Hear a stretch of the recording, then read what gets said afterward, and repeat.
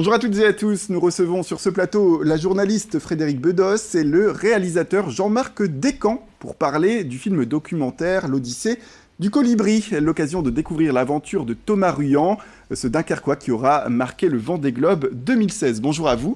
Bonjour. Bonjour Xavier. Bonjour, merci d'être avec nous. Donc c'est la première fois, on le rappelle pour cette aventure, qu'un navigateur de cette course a pris la mer, non pas sous l'étiquette d'une marque, mais celle d'une ONG. C'est la vôtre, Frédérique Bedos.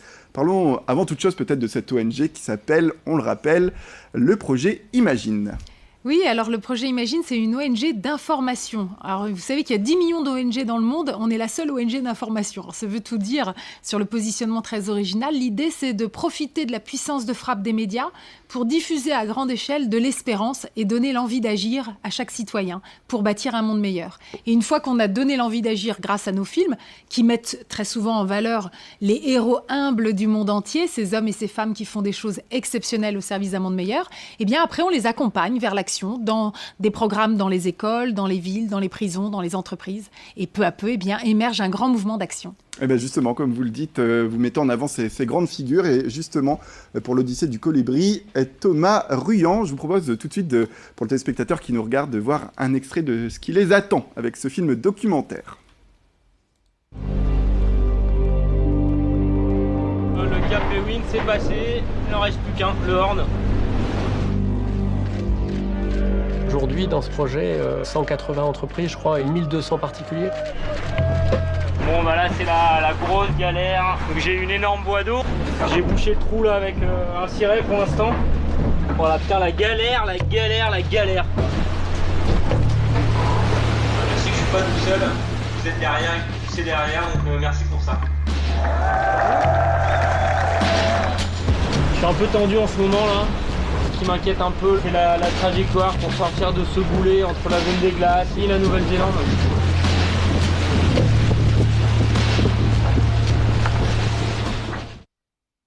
Voilà pour cet extrait. Alors justement, dans l'Odyssée du Colibri, on vit 60 minutes pour montrer un petit peu le dépassement de soi, mais également le rêve d'un homme.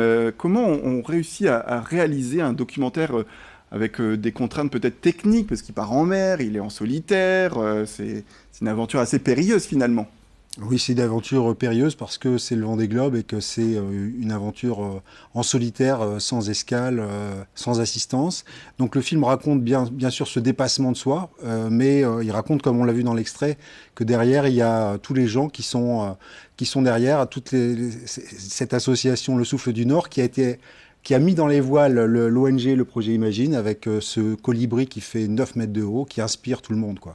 Donc c'est pas seulement une aventure sportive, c'est aussi une aventure humaine qui raconte non seulement le dépassement de soi, mais aussi quand il y a de l'espoir, on peut se dépasser et on peut, grâce à un état d'esprit positif, aller jusqu'au bout. Justement, vous, Thomas Ruyant, vous l'avez rencontré, j'imagine, bien avant. Comment ça s'est préparé? Vous avez pu mettre une caméra dans le bateau? Alors, voilà. Oui, il y a des caméras sur le bateau. Et puis, pendant le Vendée Globe, il y avait des caméras à terre, parce que nous, effectivement, on n'était pas sur le bateau. Mm-hmm. Et donc, nous, on filmait l'aventure humaine qui avait derrière l'engouement pour le projet Imagine, le Colibri et tout ça. Et donc, le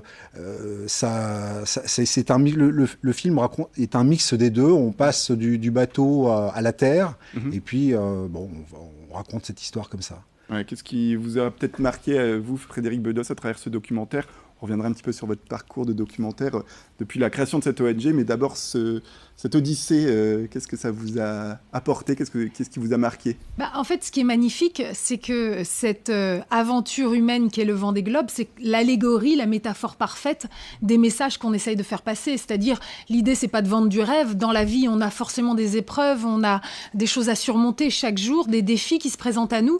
Et donc, il faut qu'on trouve l'énergie en soi, l'énergie d'y croire, l'énergie pour retourner à la bataille, pour soulever des montagnes. Et donc, il y a sans arrêt ce parallèle, le film le fait très bien, entre ce qui se passe en mer, donc ce dépassement de soi, etc., et ce qui se passe sur la terre avec la levée de tous ces bénévoles qui ont envie de vivre ces valeurs d'humanisme, de solidarité, et qui évidemment le font en se cassant les dents, en y laissant un peu de peau parfois, etc. Mais simplement, ça en vaut la peine. Voilà. Alors c'est ça qui est magnifique. Et alors, pour également parler de l'ONG depuis sa création en mars 2010. Si je ne me trompe pas, vous comptez une trentaine de films sur ces personnalités. Alors, comment on les choisit ? Est-ce qu'il y a des prétendants ? Et puis, est-ce que c'est vous qui les trouvez au détour d'une rue ?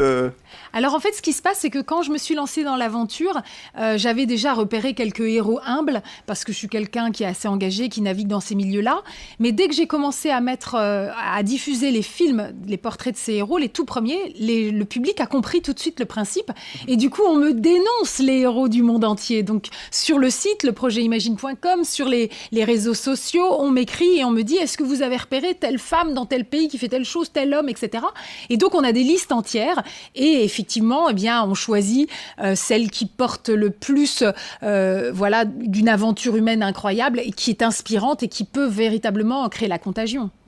Et ce qui est intéressant également, c'est qu'à travers vos documentaires, vos films documentaires et à travers cette ONG, il y a beaucoup aussi d'échanges avec le public. Vous ne les proposez pas qu'au cinéma, il y a aussi des questions-réponses. C'est important aussi d'aller au-delà des explications à travers le grand écran. Il faut aussi aller à la rencontre pour donner des précisions.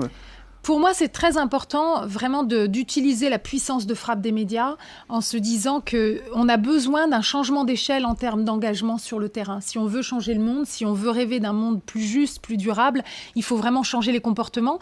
Et donc, finalement, je me dis, on parle souvent de transition écologique, transition énergétique. Qui parle de la transition des consciences ?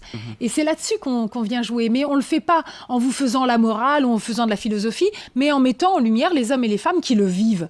Et ça vient nous toucher en plein cœur. Allez, dernière question, parce qu'il nous reste quelques secondes, juste pour parler un petit peu peut-être des projets, parce que en termes de réalisation, parce que je sais que vous faites beaucoup de réalisations de ce genre, des documentaires, et puis pour vous, peut-être une nouvelle figure à nous annoncer.